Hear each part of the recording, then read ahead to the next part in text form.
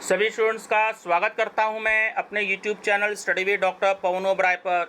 तो व्यूअर्स, जो ये अब आपके पेपर चल रहे हैं CCS यूनिवर्सिटी मेरठ के BA BCom BSc second semester के, तो उसमें ये मैं आपसे क्वेश्चन पेपर डिस्कस कर रहा हूं माइनर कोर्स का। और ये पेपर आई थिंक 23 मई और 25 मई में हुए थे CCS यूनिवर्सिटी मेरठ में सारे के सारे। तो उसमें से कुछ 5-6 सब्जेक्ट्स के जो माइनर कोर्स के मेरे पास क्वेश्चन पेपर्स आए हैं, तो ये मैं आपसे डिस्कस कर रहा हूँ क्योंकि मई में पेपर हुए थे और अब आपका अगस्त का मंथ चल रहा है। तो CCS यूनिवर्सिटी मेरठ के BA के पेपर स्टार्ट हो चुके हैं 16 अगस्त से, और BCom के BSc के भी स्टार्ट हो चुके हैं।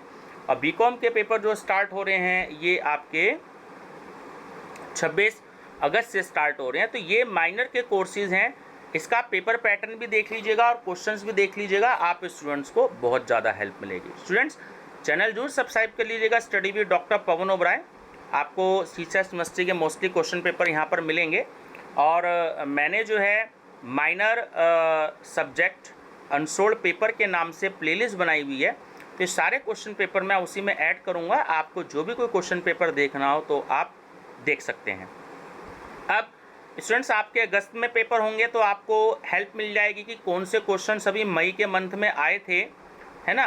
तो वो क्वेश्चन ज़रूर आप अच्छे से तैयार कर लीजिएगा क्योंकि वो क्वेश्चंस के रिपीट होने की बहुत सारे चांसेस होते हैं।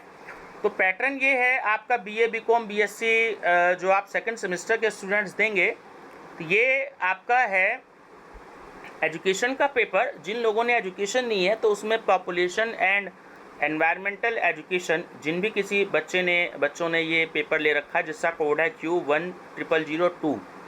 तो पहली बात तो ये आपका 75 नंबर का पेपर होगा एक्सटर्नल का, 25 का आपका इंटरनल का हुआ होगा। और दूसरा पैटर्न ये है आपका कि डिस्क्रिप्टिव आपको ये क्वेश्चन पेपर आएंगे। 15 नंबर का आपका एक क्वेश्चन होगा और आपको 10 क्वेश्चन में से केवल 5 क्वेश्चंस करने होंगे। सारे इसमें लॉन्ग क्वेश्चंस आएंगे, शॉर्ट क्वेश्चंस नहीं आएंगे। आपके अदर पेपर्स में जैसे वेरी शॉर्ट और लॉन्ग आएंगे, इसमें ऐसा कुछ नहीं है। इसमें केवल आपको लॉन्ग ही क्वेश्चंस आएंगे, इसलिए 5 से 6 पेज का मैटर आपको जोड़ देना है। देखिए, आपको जो कॉपी मिलती है वो 32 पेज की मिलती है, तो आप ऊपर देख लीजिएगा नंबर डले होते हैं। तो 5 से 6 पेजेस का आप आंसर दीजिएगा क्योंकि इसके आपके मार्क्स ऐड होंगे। इसमें फेल होंगे तो सब में फेल हो जाएंगे आप, तो इसलिए 5 से 6 पेज का मैटर आप इसमें जरूर दीजिएगा। ठीक है व्यूअर्स, चलिए तो मैं आपको बता रहा हूँ। अटेम्प्ट 10 है 5 questions out of the following 10 questions. Each question carries 15 marks. Answer is required in detail. देखिए, कहा है आपसे कि डिटेल में आंसर आपको देने हैं। ठीक है, आप क्वेश्चन देखिए क्या है कि फर्स्ट क्वेश्चन है कि right the meaning and objectives of population education in detail.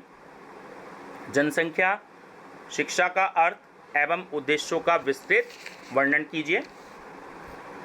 ठीक है, ये आपका सॉरी स्टूडेंट्स। सेकंड है what do you mean bye environmental population, explain any 2 main types of pollution.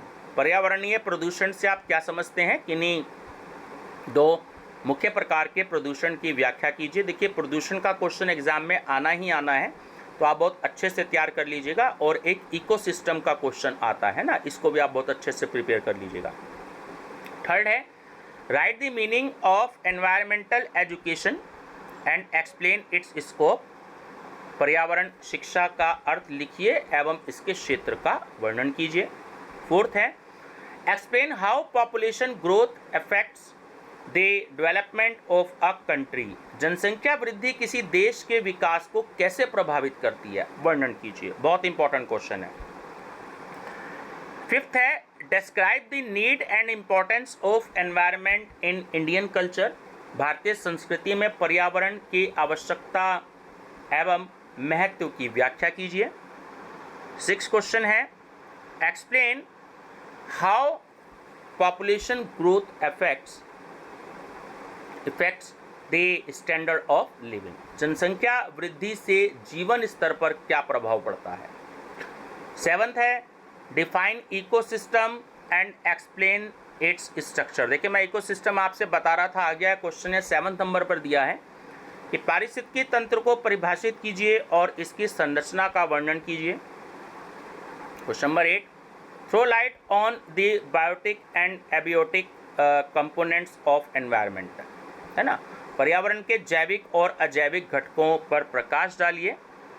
9th, explain the role of environment and natural resources in sustainable development, सतत विकास में पर्यावरण और प्राकृतिक संसाधन की भूमिका को स्पष्ट कीजिए।